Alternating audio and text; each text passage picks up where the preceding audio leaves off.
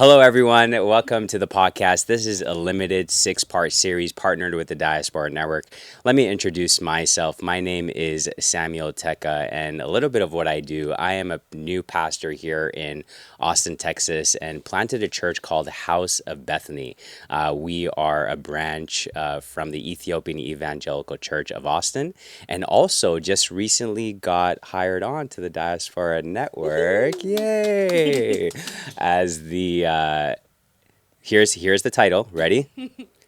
Next Gen Catalyst. Look at that. Yes, Next Gen Look Catalyst. at that. Yeah. Where I'm just going to be partnering up with leaders from the African diaspora and talking about church planting, training other leaders as well. And so that's a little bit of what I do, my friend.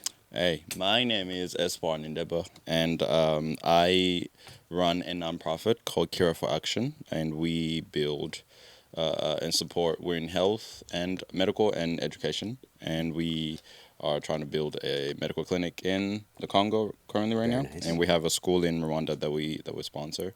I work, with Diaspora Network, Yes, and sir. my title. What's your title? You ready for this? Ministry resident. I love it. Every single time I say, people think I'm a pastor. Yeah. Intern. That's Exactly. true. Yeah. Mhm. So It does give off that. right. Yeah. Tell us who our guests for today. Yeah. Hi, everyone. I'm Fatima Glass. I am not a pastor, and I do not run a nonprofit. I just work with Diaspora Network, but I am the Next Gen Initiative Coordinator. I've been working with Diaspora Network for about a year now, a little bit over a year, and the initiative coordinator, essentially, we put together programs, events, activities in which we help train up, empower, disciple the 1.5 and 2nd gen immigrant youth and young adults here in Austin. Very cool. Yeah. Wow. And you do a good job at it. I hope so. You I do. sure You hope do. No, so. 100%. No, you do. 100%, You yeah. do. So the reason why we actually have Fatima here, she's a guest on this introductory video, and we're going to be asking her a bunch of questions Yes. later on. 100. But just a little bit of the intention behind these videos. As I mentioned earlier, we're doing a limited 6-part series partnered with the Diaspora Network where we will be talking about 6 different topics. And so I'm going to read it off my phone here, which is healing, identity, reclaiming, community, bicultural bridge building. That's a mouthful, but we'll talk about it. Yeah. Justice and service lifestyle. And so we'll come out with 6 podcasts where we are targeting each and every topic. Espoir and I will be talking about it, or Yeah. we'll be talking about it with other guests other guests. that we will be 100%. bringing on. And so, Fatima, today you are on the hot seat, and we're going to be asking you some questions. And so, Espoir, you could take it away and Yeah, ask the yeah. first question. Go for First question. So 2 plus 5. I'm joking. What is Give me it? like a quadratic formula. I don't I know. would've They said keep, they keep changing core public curriculum in school nowadays, so I don't Facts. No, 'cause, actually like, know. Yeah, that's a whole nother topic It's for like another day. it's like the way math is. Anyways. Yeah. But just tell us who's Diaspora? Who's Diaspora Network? Yeah. Well, 2 things. One, I feel like I should at least define what Diaspora is, Very because good. it's really funny. We Yep. talk a lot about Diaspora Network a lot, and then sometimes I'll ask people, "Do you know what diaspora means?" They'll be like, Yeah, very true. So It sounds nice. Yeah, it's a Greek word, but it comes actually out of it's in the Bible and refers primarily to the Jewish diaspora in the scriptures, and it means like a scattering or seed. That's where our word spores or seed comes from. And I think it's in 1 Peter where he talks about to God's chosen in the diaspora or in exile. So we're Yes. talking Yep. about either Jewish believers or Gentile believers who are living outside of Jerusalem. That's right. And of course, this now more broadly refers to people who have left their homeland for a variety of reasons. So, the Congolese diaspora, the Filipino diaspora, which I'm part of, we, live around the world, whether it's forced migration, economic reasons, or even for schools and jobs, and you've just settled elsewhere. but yeah, so that's the broad definition for what Diaspora is. And then for Diaspora Network, which was founded, I think, see, I make it sound like I don't know what I'm talking about, like at least 2 years ago, by Jonathan Abraham Kinberg, who is all our bosses. Yes. But yeah, it's our big vision is really to help mobilize the immigrant churches in the cities, so Austin and then Houston, to empower the next gen, and really to connect non-immigrant denominations with the nations that are already here, even in this city. But we're doing all that because we believe that the immigrants, the diaspora communities here, are really what we say the greatest hope for renewal of the cities and the churches in North America. I think we already see that in lots of ways around this table, but in particular, even those who are working in these communities, those who have these jobs. But the fact that even now we're in, this church where different congregations from different cultural and ethnic backgrounds meet. And so we believe in that very strongly. We have a team that comes from all these different backgrounds, like Chinese, Congolese, Cuban, Peruvian, Filipino, Ethiopian. Yeah, So, that's right. Yeah. But I guess the next question was more of like the overview of these Yeah. 6 values, Yeah. and maybe we could even have a conversation about it as you're sure. talking about it. Obviously, we have limited time, but as much as we can, maybe Yeah. give us like a overview Yeah. of these 6 values. Yeah. These 6 values that we're going to be talking about here, Yeah. the ones that y'all are doing in a series, these were developed primarily by the executive director and by our founder, Jonathan Kinberg, because he has seen a lot of these themes come up a lot whenever he's helped plant immigrant churches, like in Latino neighborhoods in Chicago, and even growing up in these circles himself as a missionary kid. But we also have this thing on our blog called Declaration on the Next Gen, and it's sort of this long-form piece that was developed by Jonathan, by Dr. Sam George, who is on our board of directors, and he's also like one of the professors at Wheaton College's like Diaspora Institute, essentially, and just a lot of other next gen leaders. Sorry, where is that? Do you know? Yeah. Wheaton's Wheaton in College? Chicago. Well, Chicagoland. It's Okay, in Illinois. okay, gotcha. Okay. But yeah, and so this declaration on the next gen is essentially that we're like in this like Act 6 moment of like with the widows in Acts, like being overlooked in the distribution and trying to figure out as the gospel goes out, you're encountering a lot of cultural and ethnic maybe barriers is what we would say, or challenges. And so how do we, as a unified global church, overcome these things or work through it, really? Yeah. And so this is sort of like the environment in which these values were developed. But I mean, one of the first values is healing. Yeah. And I think we discussed even before the beginning of the recording that the way that these values goes, it starts internal, like a lot of more internal work, and hopefully then that shapes the way that you interact with others and with the world. Very good. Yeah.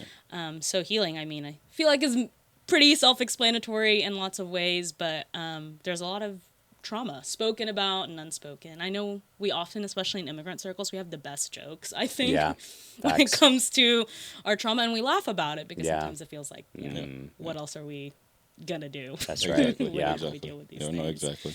So what I was going to ask you after you talked about, sometimes we make jokes about, healing, Yeah. especially growing up in an immigrant family, or I think oftentimes, especially in my journey, in my experience, I definitely relate to that.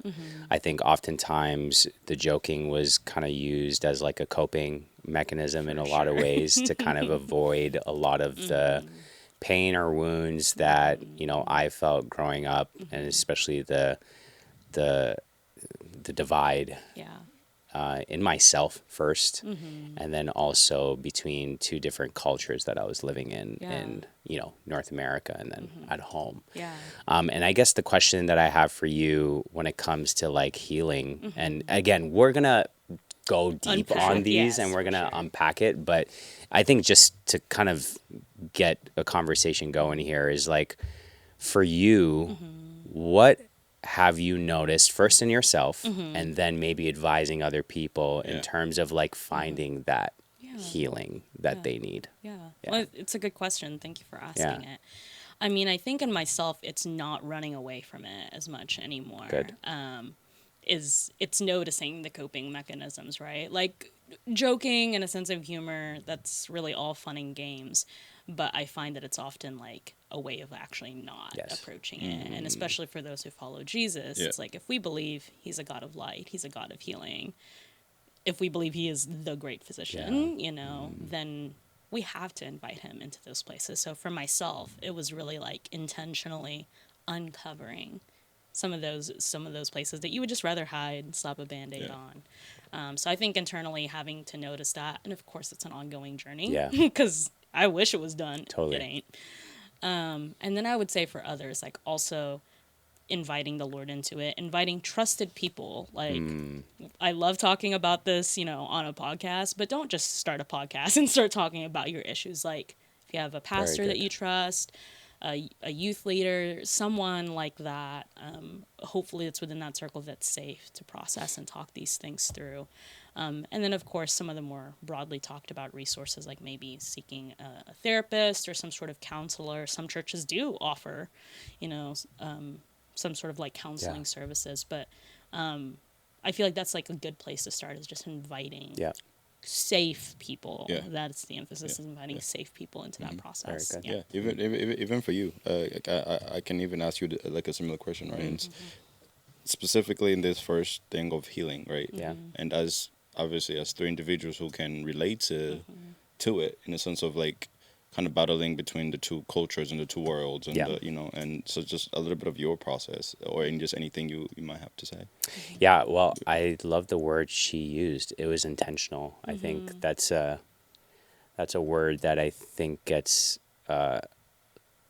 not practiced in a lot of ways. I think it's easy to say, but I think to Actually. practice intentionality is very difficult because of, I think, the cost you have to pay. Yeah. It is, I think it's costly to address your wounds. It's costly to address your trauma. And so I think I needed to get to that place where I had to say, number one, do I want my future self to be still dealing with this problem? Okay, that's good. I think when I think to 10 years, 20 years, do I want to be still dealing with the same trauma, the same pain? Do I want to be held back in a lot of opportunities that I could seize, that I could hold, even the doors that maybe God is opening, but I can't enter in because I have this trauma that's kind of holding me back, right? And so I think I'm thinking about,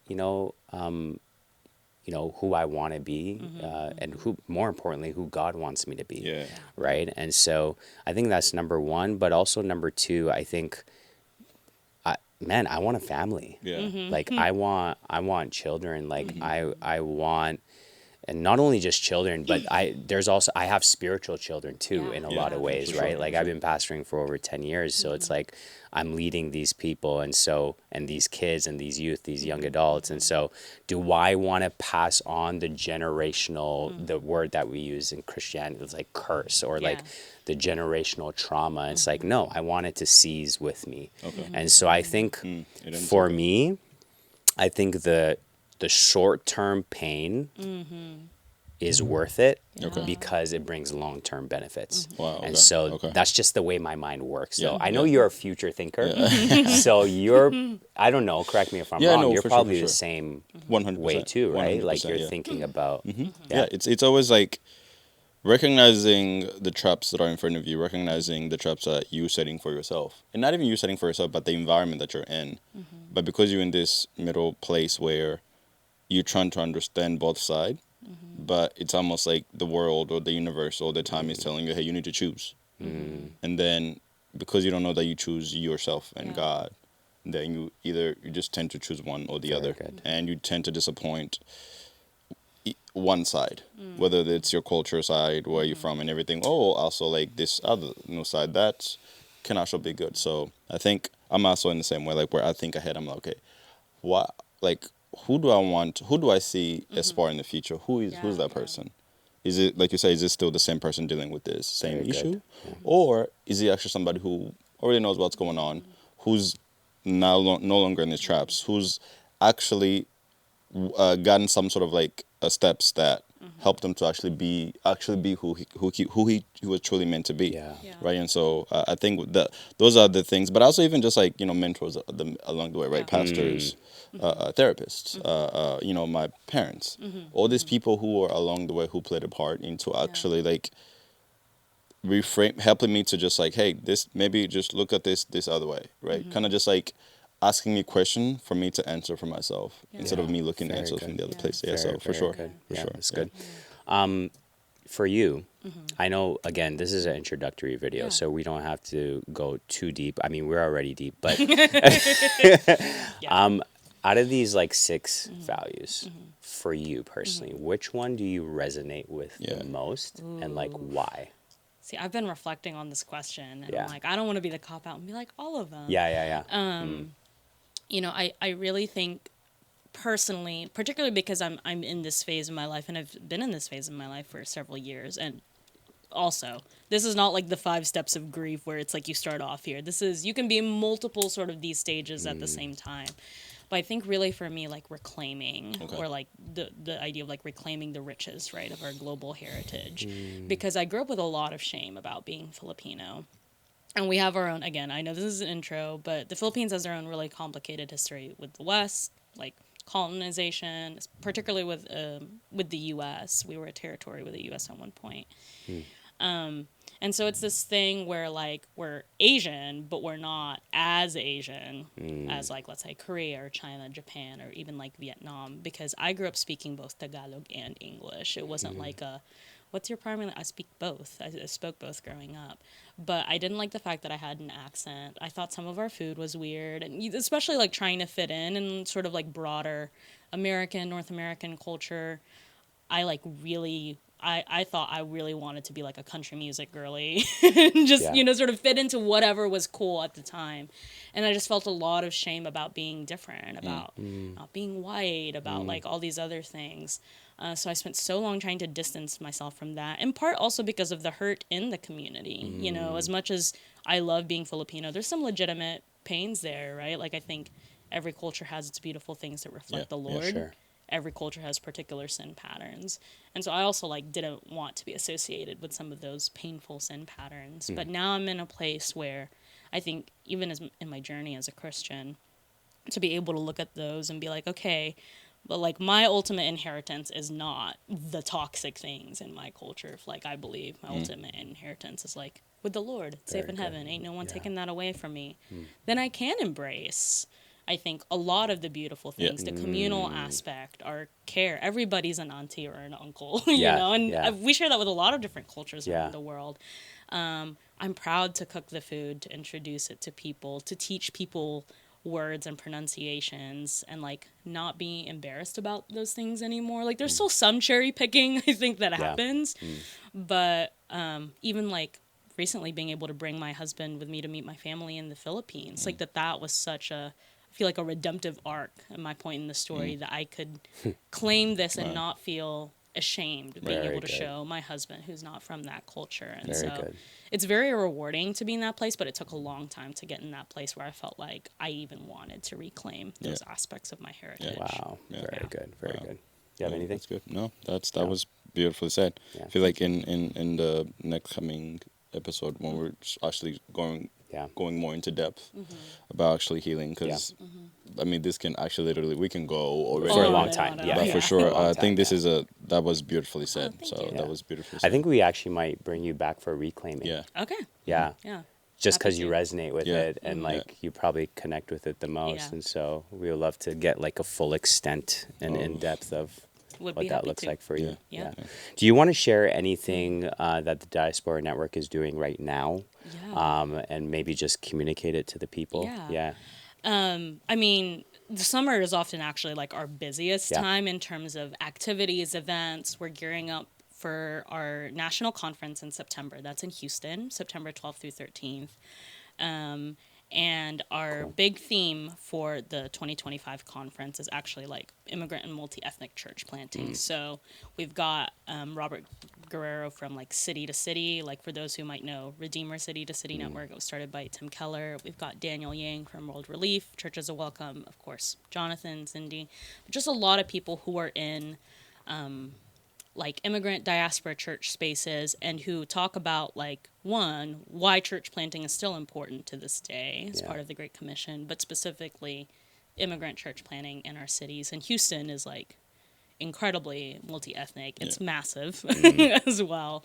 I think it's like, according to certain surveys, like the most diverse city right now in America. Wow. And I stand by that because I'm a proud Texan. But we're also recruiting for our next gen cohort. And that kicks off in August, and that's our 5-month leadership formation program, which is, I know, what this series is based on, but we're taking 17 to 29-year-olds who are 1.5 second-gen immigrants who are Christians and who want to grow in their cultural ethnic identity in these sorts of values that we talk about and see, like, what the Lord has for them. Because we really believe in this, like, anointing, right? Like, we quote this quote a lot from this theologian and professor, Dr. Seung-Chun Rah. He's a Korean American second gen as well, and he teaches at Fuller. But he says, like, those who come from these like multi-ethnic backgrounds and who have the cross-cultural experience, they're really the ones that are like best positioned to take the next stage of the church, or like to take the church into its next stage because of that like liminal experience of like being very in between.